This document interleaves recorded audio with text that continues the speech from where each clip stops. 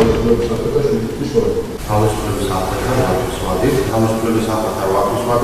ზურაბ ჯაფარიძე, მამუკა ხაზარაძე და ბადრი ჯაფარიძე ოპოზიციის სამ ლიდერს წულკიანის კომისიაზე არ მისვლის გამო დღეს პატიმრობა მიესაჯათ. ძლიერი საქართველოს ლიდერები პარტიის ოფისში დააკავეს. ხაზარაძე ჯაფარიძის მხარდასაჭერად მათი კოლეგები იყვნენ შეკრებილები. ოფისში მივიდა სალომე ზურაბიშვილიც.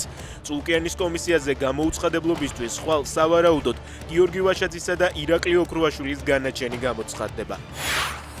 ალი ჰამენეი პუტინის მხარდაჭერით უკმაყოფილოა. ინფორმაციას როიტერსი ავრცელებს. დღეს ვლადიმერ პუტინი კრემლში ირანის საგარეო საქმეთა მინისტრს შეხვდა, რომელმაც მას აიათოლა ალი ჰამენეის გზავნილი გადასცა. გამოცემა წერს, რომ წერილში ჰამენეი უკმაყოფილებას გამოთქვამს, რადგან რუსეთისგან დახმარებას ითხოვდა, თუმცა მოსკოვიდან ამის დადასტურება არ ყოფილა.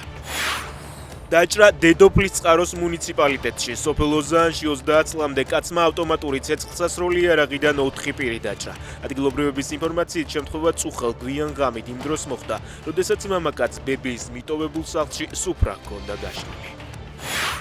სამტრედიაში ინკასაციის მანქანა დააყაჭაღეს. ინფოიმერეთის ინფორმაციით შემთხვევა ტოლების თემში სოფელ ვაზისუბანში მოხდა.